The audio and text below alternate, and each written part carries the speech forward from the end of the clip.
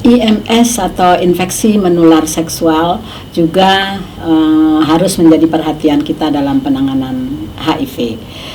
Seringkali karena infeksi HIV-nya sendiri tidak memberikan gejala pada awalnya, seseorang yang melakukan seks yang berisiko tanpa kondom misalnya akan mengalami gejala-gejala infeksi menular seksual.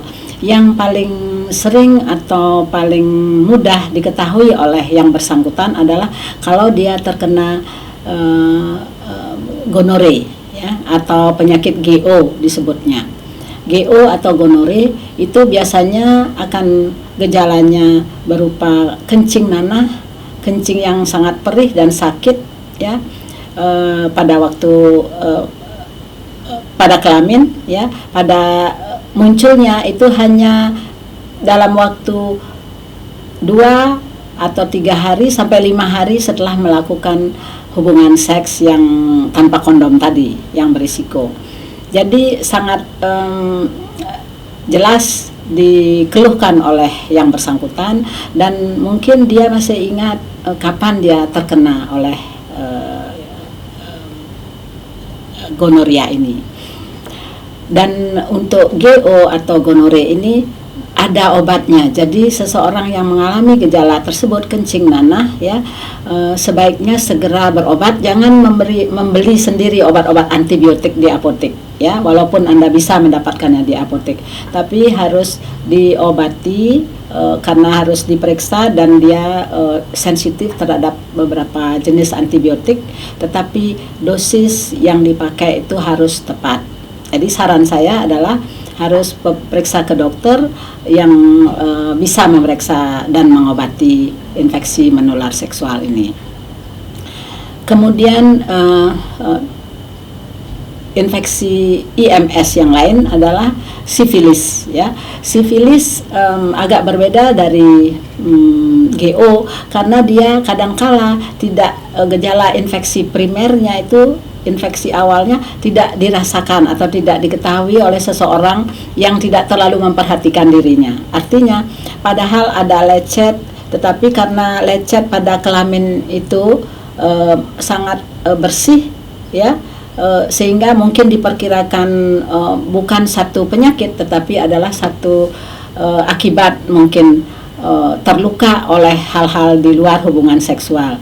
Jadi seringkali itu akan terlewati begitu saja, dan fase infeksi primer dari sifilis ini bisa sembuh sendiri tanpa diobati, ya.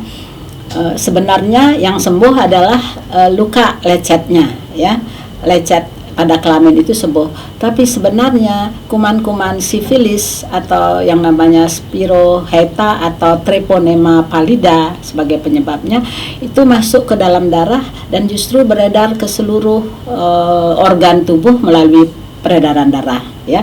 Jadi kemudian akan menimbulkan gejala sifilis stadium 2, ya, dan kalau dibiarkan juga ini akan melanjut menjadi sifilis stadium 3. Jadi sifilis stadium 2 dan 3 itu sudah mengenai organ-organ dalam tubuh. Jadi bisa berupa ada gejala di seluruh tubuh, ya, di kulit bisa kelihatan juga, tetapi gejala di kelamin mungkin tidak muncul, ya. Kemudian sifilis stadium 3 malahan bisa mencapai ke otak, ya, yang bisa berakibat sangat fatal, ya, kalau kita tidak cepat mengobatinya. Infeksi gonoria atau sifilis terutama pada mereka yang melakukan hubungan seksual berisiko dan tanpa kondom itu merupakan satu katakanlah indikator, karena dia seringkali menunjukkan bahwa orang ini sudah melakukan pasangan yang berganti-ganti, hubungan seksual dengan pasangan yang berganti-ganti, dan oleh karena itu orang seperti ini perlu segera juga diperiksa infeksi, apakah dia terinfeksi atau tidak oleh HIV, ya. Jadi katakanlah bisa IMS merupakan indikator untuk juga melakukan tes HIV, karena merupakan petunjuk bahwa orang tersebut melakukan seks yang berisiko. Ya. Pada perempuan, gejala tersebut seringkali tidak terlalu jelas, ya.